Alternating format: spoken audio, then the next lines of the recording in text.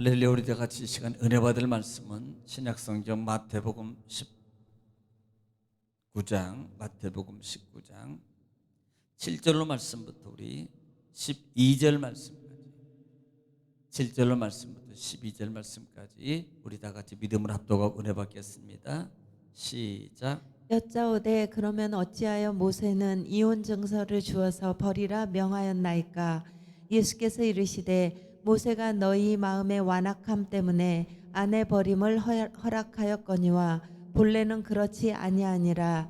내가 너희에게 말하노니 누구든지 음행한 이유 예외 아내를 버리고 다른 데 장가드는 자는 간음함이니라. 아멘. 아멘. 사랑의 아버지 감사합니다. 하나님 주 안에서 간밤도 쉬게 하시고 또 한 날을 우리 생명 연장시켜 주시며 이 새벽 시간 주님을 찬양하며 이 시간도 하나님을 예배하게 하시고 하나님 말씀을 받을 수 있는 귀한 시간 허락하시니 감사합니다.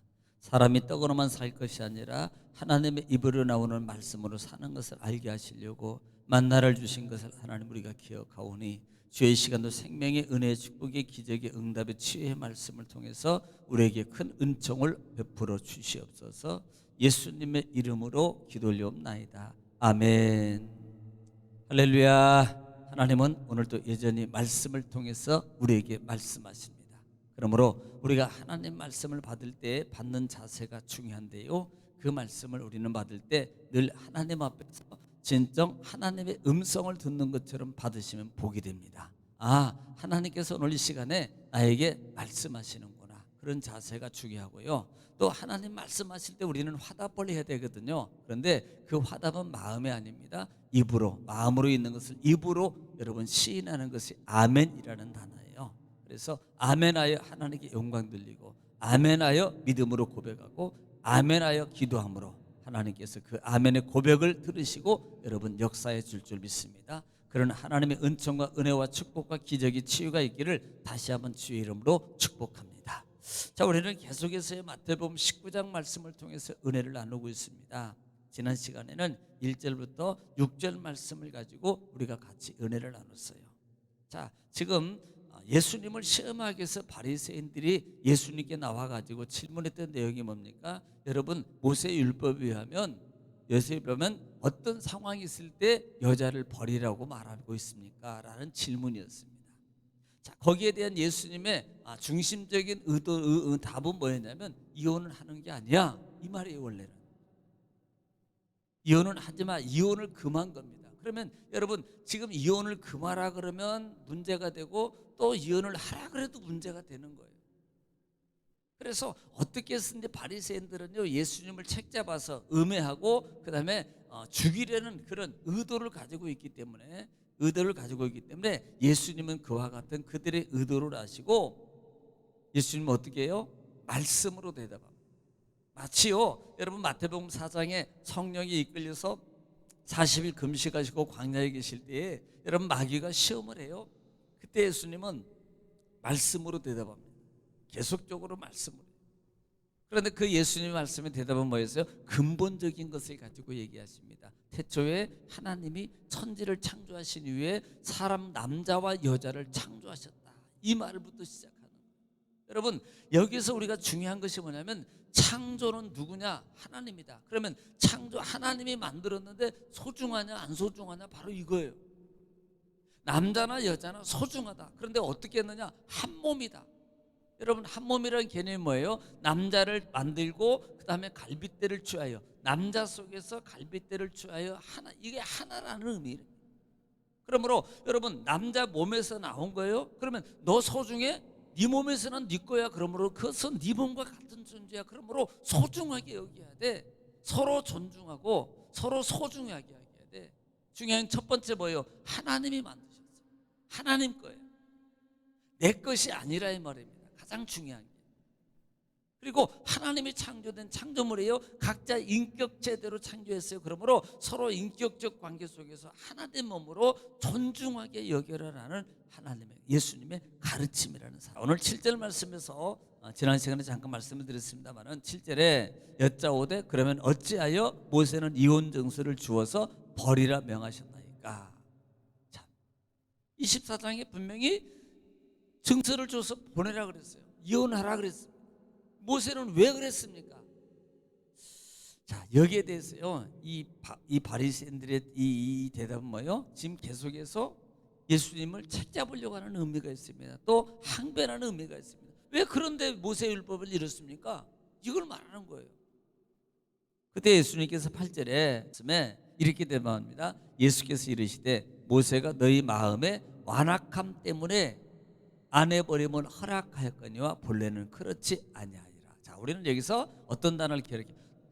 너희의 완악함이라는 단어. 자, 이 완악함이라 그랬습니다. 예, 이 완악함은 스클레오 카르디아라는 단어를 쓴대요. 그 굳은 마음, 그 다음에 완고한 마음입니다. 완악한 마음. 그러니까 자기 고집이고요. 그냥 어떻게 보면 악한 마음이에요. 너희의 그 악한 마음, 너희의 정말 굽히지 않는 고집 때문에 그런 거야. 너희 고집 때문에. 이걸 완악함이라 그러거든요. 그러니까 우리가 사람이 고집을 피우면 그것은 완악함이에요. 그러니까 여러분 고집 피우면 안 돼요. 그래서 여러분 지금 너희 완악함이란 말이에요. 이 말이거든요. 마치 여러분 초대 왕을 세울 때 여러분 사울 왕을 세우잖아요. 그렇죠?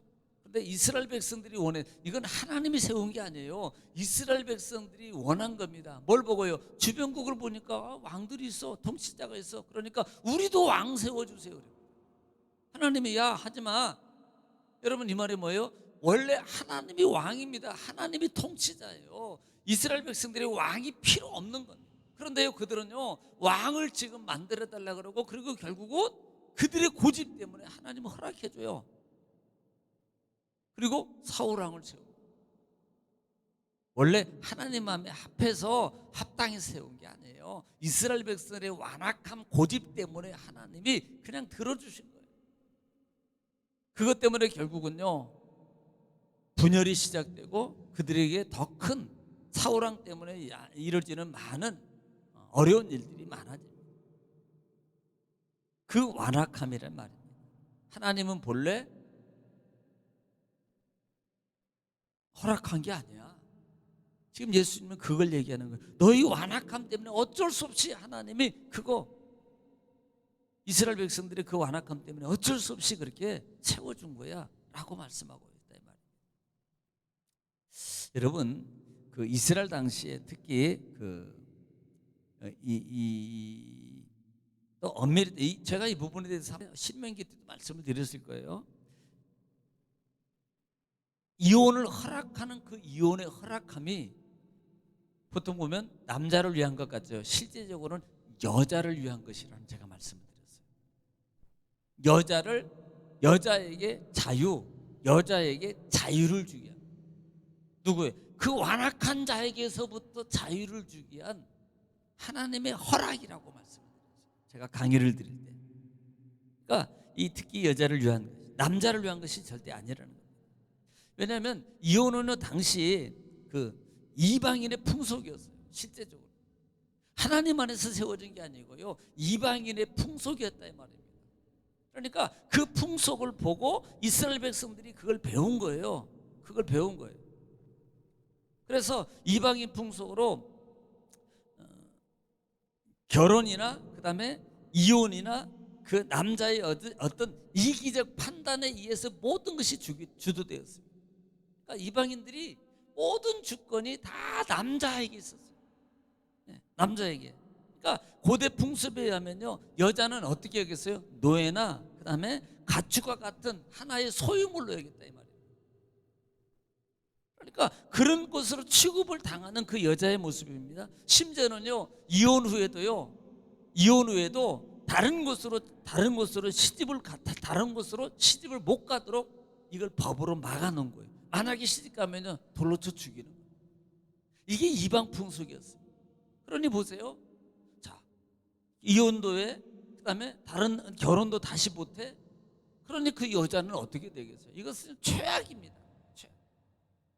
그러니까 하나님이요 이들에게 이혼을 허락한 것은 남자를 위한 것이 아니고 엄밀히 속되게 깊은 의미는 그 여자에게 참된 자유를 주는 거예요. 그래서 성경이 뭐래요? 이혼 증서를 줘라. 이혼 증서를 받은 자는 다른 남자에게 결혼해도 된다라고 허락을 하는 겁니다. 그러니까 이건 여자를 위한 제도지 남자를 위한 제도가 아니라는 말이에요. 엄밀히 말하면. 그러니까 너희 완악함 때문에 하나님이 허락해 준 거지, 또 여자를 위해서 허락해 준 거지, 너희는 정말 그것을 모르는 거예요.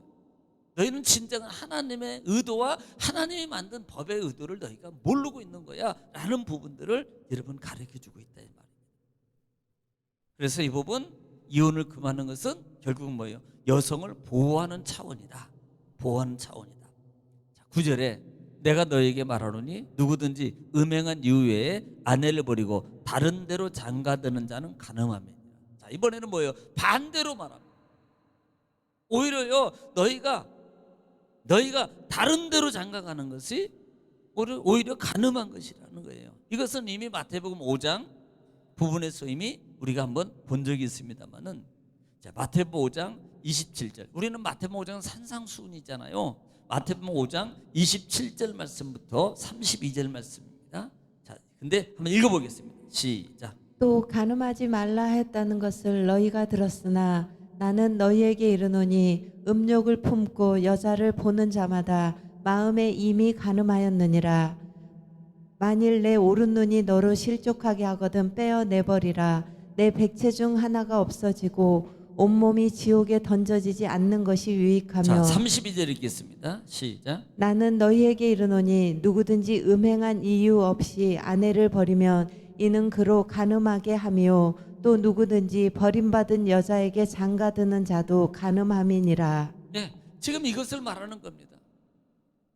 이유 없이 버리는 거예요. 그리고 다른 데로 장가가요. 너 그거 간음죄야. 네가 제일 죄 짓는 거야. 지금 이걸 말씀하고 있는 거예요. 결국은 보장하는 거예요. 그를 보호하기, 여자를 보호하기 위한 제도다라는 말씀입니다. 자, 오늘 여기까지만 하겠습니다. 우리가 정말 하나님 안에서 말씀을 바로 알아야 돼요.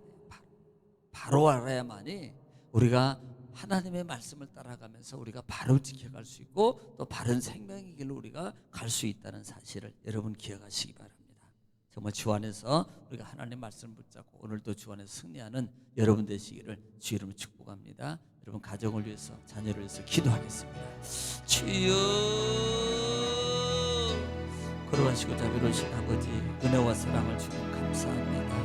하나님께서 우리를 사랑하시고 아버지 하나님의 은혜와 은총과 축복이 능력의 말씀을 통해서 깨닫게 하시고 인도하신 아버지 주님 감사합니다. 주님 영광을 올라받아 주